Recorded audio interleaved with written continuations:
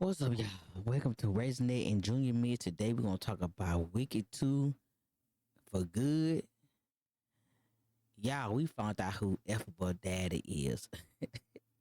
Y'all know in the first movie, you got to see her mama having an affair with a man, but we never got to see his face. But in part two, they revealed who the daddy is. Effable. Stay tuned, y'all.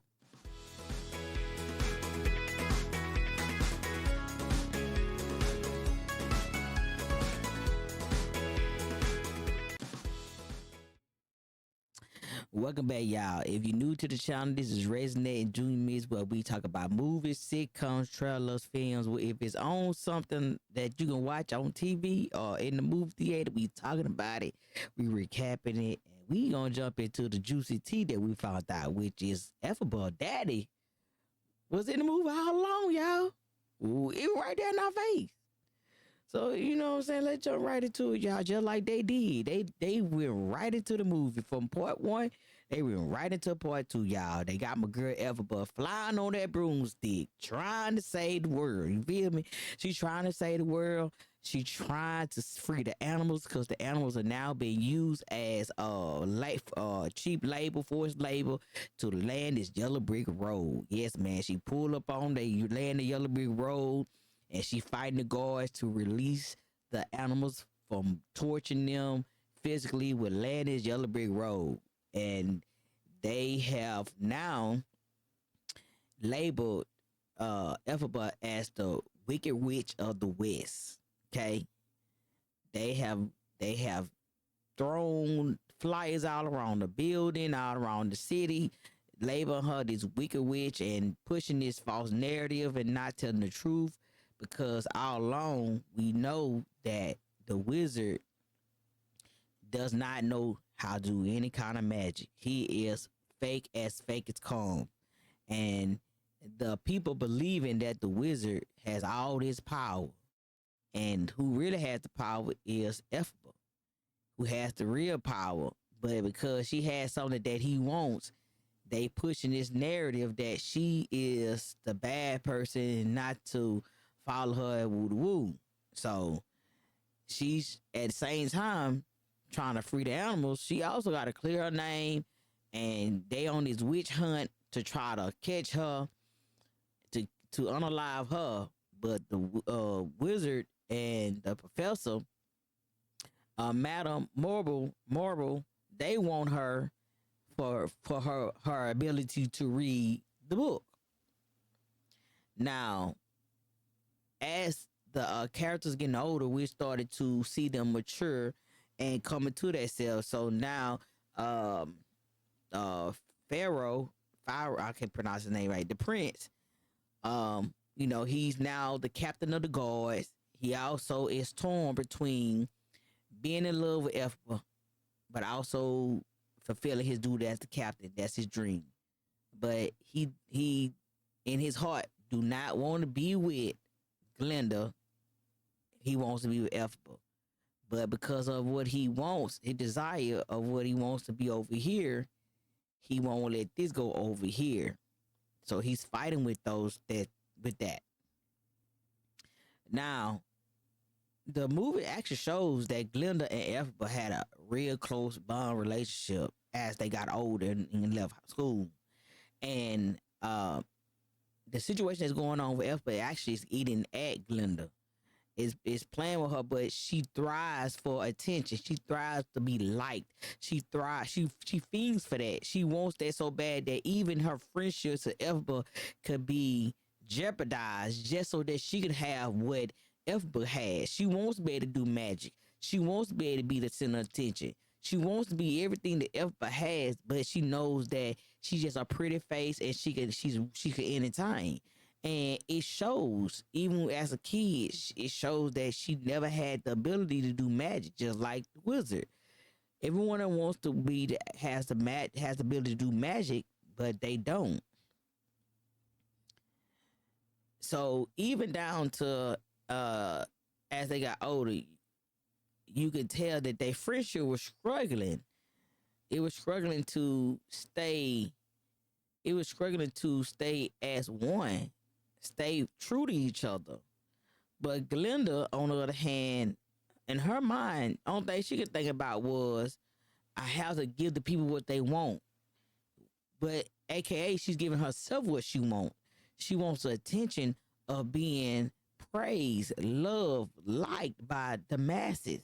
Even if it caused her to lose a friendship that she said is one of the most important friendships that she has ever had in her life. She rather have the likes of everybody else around her over that one friendship. Now, right here, the wizard has made a deal with Elphaba to release the monkeys in exchange for her to come to the Oz and give him what he wants. But later on in the movie, she discovers that he ain't never gonna be truthful with her. He always got some shit up his sleeve. And that's when she discovers that the other animals that are locked up are caged up because he said he can't trust none of them. So that's how we learned, like, in the old movie, we always wonder how did she get the monkeys to be on her side. That's how she got the monkeys to be on her side, because they, in the movie, they find out that she was the reason they got their wings. And she told them, like, hey, I really was restricted to doing this to y'all. I really have to deal with that situation and fight with those battles. And that's my fault. And I had to live with that. And I was naive as a kid, and it's because of the wizard. He got me to do this. Him and the professor, madam, they got me to do this to y'all. I want to do this to y'all, but I want y'all to be free. Now, Glinda, like I said, she wants to live this fairy tale life of being married, being the spotlight, being this beautiful witch, going around the Oz, different cities, and just being but she's very evil, y'all. Glinda is very evil. She would do whatever she had to do to manipulate and puppeteer whoever she can to get whatever she wants, even down to marrying the prince, who she knows is not in love with her. She knows that he's in love with Elphaba, but because she's so in love with herself, she can't even see the fact that this man do not love her. This man do not want to be with her. Man, I think that all the men in this movie were struggling with being in love with somebody else, but being with somebody they don't want to be with, just to keep that person happy. Even down to the wedding, after the wedding, Elphaba went right back to her and said, "Let's try to fix this. Let's prove to the Oz that the wizard is not good." And Glinda was not breaking. No, she didn't give a damn. She wanted what she wanted. Even down to the wedding. She wanted this so bad that she would go down to the depth of marrying this man, even though this man did not love her, to give off this persona of being this perfect witch. Even though down in the course she was very vindictive and evil in her own way, and wicked in her own way. To the fact that the wedding was beautiful, but it ended in tragedy. It didn't go down like she wanted to do because she's wicked. And in the response of the wedding not going where she wanted to go, she is the reason Nestor Rose is dead. Spoiler alert. Nestor Rose is dead because Glinda gave the madam and the Oz, the Wiz, the idea to lure the sister, go get the sister, because they knew that would bring Elphaba out of hiding. They were trying to figure out how to get her out of hiding. And Glinda said, go get her sister. Do something to the sister, and it'll bring her out of hiding. So that's how the Wicked Witch of the East ended up unalive, because of Glinda. I told y'all she was wicked. But her flying around in this damn bubble with the button to push it up and make it, just like I said, the wizard, he don't know magic, she don't know magic, but she gives off the illusion. That's why he gave her the bubble. She gives off that illusion. It's a mechanism that flies. She can make the bubble pop. She can make the bubble develop just by the push of her feet or her foot with a pedal. So she is fake. She cannot do magic at all. Now, Nessa Rose, girl, you was wrong for what you did to Brock. You was wrong. You was wrong. You was wrong, girl. I had faith in you, girl. How you did, my boy? You just did my boy all around. You hear me? You just did my boy wrong. Like, why would you do him like that? Nessa Rose wants to be loved so bad that you'll do Brock so bad and your Munchkin people so bad that your dad died of a heart attack because Elphaba chose herself. Then you turn around and say because she didn't come back home to help you grieve over a man that did not like her, you got this hate so bad for her that no matter what Elphaba did for you, it wasn't good enough for you. Then everybody knew that my boy didn't love you. He was in love with Glinda, as she called herself, but Glinda, he was in love with her. So you did all this. You stopped the people from being able to travel out the country, out the Munchkin land. You did all this because my boy told you he was gonna leave you. And then you turn around and got mad at Elphaba because she didn't give you what you wanted when she told you she can't give you everything you want. She can give you the world and it still won't be enough. Because in the first part of the movie, you didn't want nobody to help you. You were so independent. Didn't want no help. But in the second movie, you think people supposed to be able to read your mind and ask you what you want and do whatever you want them to do because now you got this dark heart. You to turn cold because Brock told you, the boy done told you he don't want to be with you no more. He going to confess his love to Glinda. So now you done locked him up like a slave and had him up there stumbling around the damn Munchkin land with his lip poked out. Then you end up turning my man into the Tin Man.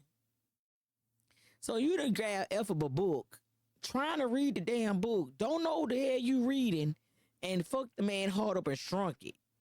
So Elphaba had to turn him into the Tin Man to save his life. And then his ass had a nerve to get mad because she turned him to the Tin Man. Now, how you gonna get mad when I try to save your life? So what Elphaba should have did was she should just let his ass die. Because you can't help everybody. And that's what she was trying to do. She was trying to help him. And he turned around and said he was mad that she turned him to the Tin Man. So what she should have, so what you want to do is sit around, wait till you woke up and say, hey, my sister fucked your heart up. So I had to save you. So that's why I turned you to the Tin Man. Come on. Y'all can't keep on making effort but the villain in the movie because she really wasn't the villain in the movie. Now, your girl Glinda, she trying to get balls with the madam. The madam the check that ass told her you ain't gotten you. She always believed you wasn't gonna be good at magic. She told you in the first movie. Excuse me. She told in the first movie that she wasn't gonna be good at magic. And she told you what she was using you for. She told you to shut up and just get out there and flow to be pretty. And now you sending all this propaganda around you that they throwing around the damn cities, talking about your friend that you call your family, and you part of the problem, pushing his agenda on somebody that had nothing but good things to say about you.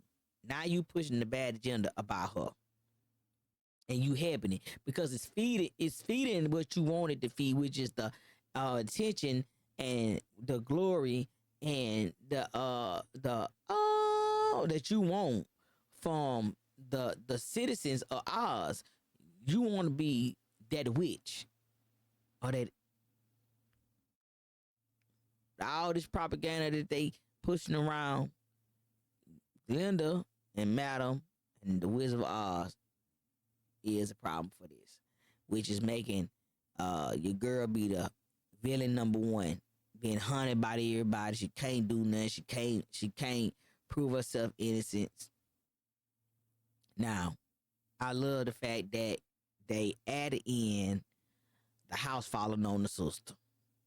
Now, your sister Nerosa, she all out here in this damn storm calling broadcast. You know what I'm saying? You this man don't want you, man. You to lock me down. I can't leave. I can't go to the Oz, and you out here in the storm. Madam, they made this storm from the Oz window to make this cyclone come and bring this house out of Kansas and dropped it on Nessarosa. Now she gone. She gone to glory. I just want to know who got the body. That's all I want to know. Who got the body? Gonna take care of the body. That's one thing they didn't tell us, who gonna get the body. We know who got the shoes, but we don't know who got that body. You hear me? I just want to know who gonna do the body, because the body gotta be done right. You know what I'm saying? I hope it's somebody in the musket land. And they might not do it right because she was a cold-hearted male.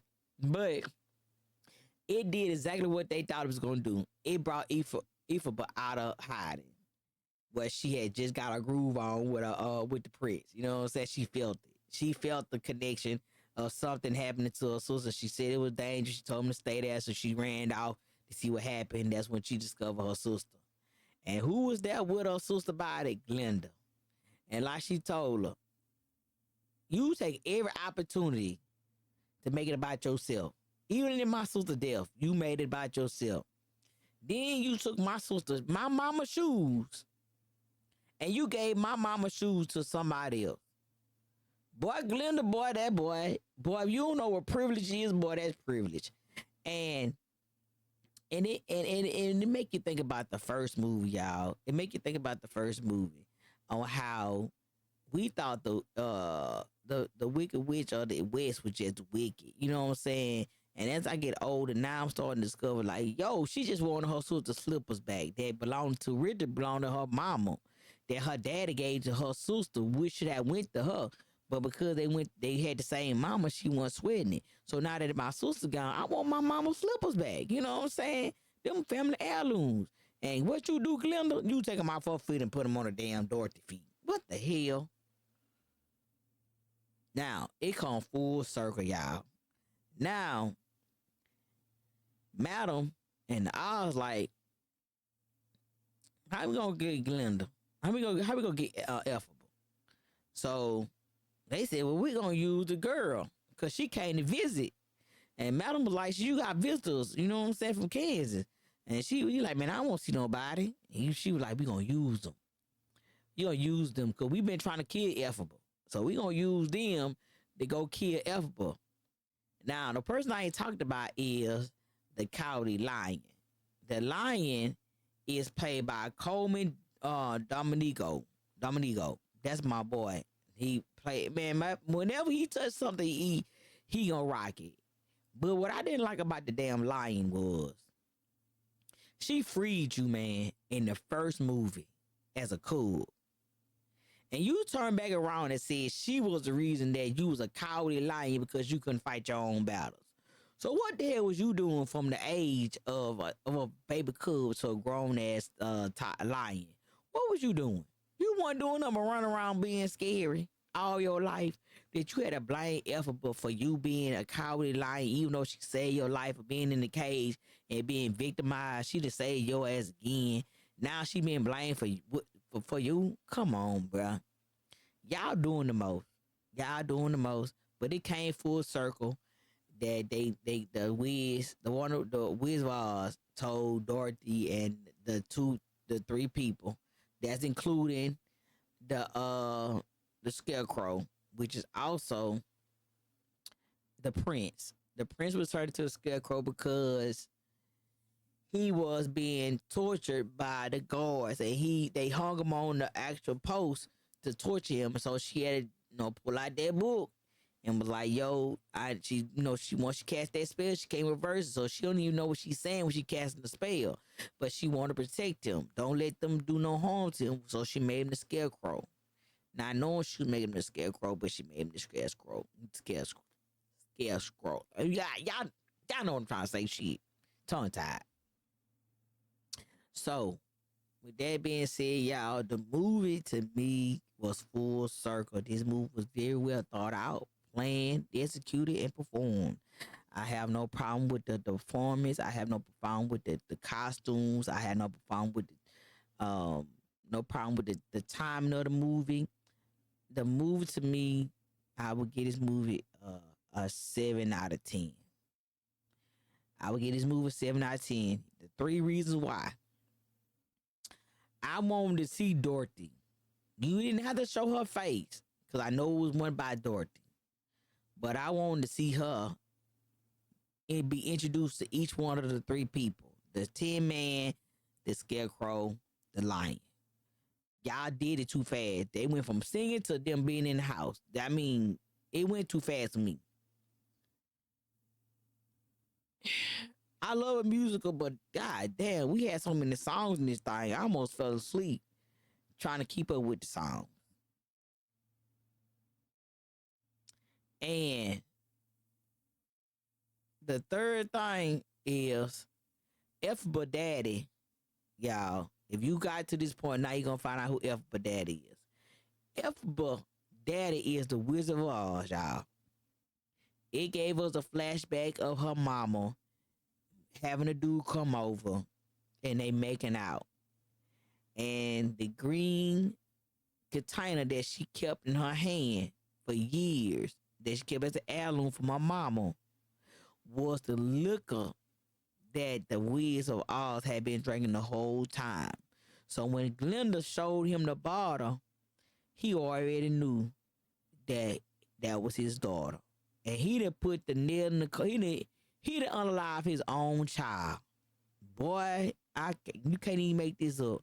It came full circle that the little child that you, and one night stand, little child that you made with somebody, the Munchkin mayor wife, was your child. And she had powers. Because guess what? She was Munchkin and part of the Oz. She was both parts. So y'all let me know what y'all think about the movie. Those are my thoughts. And let's elaborate. Put in the box below, y'all. But your boy got to go. This RacinNet Junior Mix. Like I say, like, subscribe, thumbs up, hit the notification bell. See you next movie. We out of here. Peace.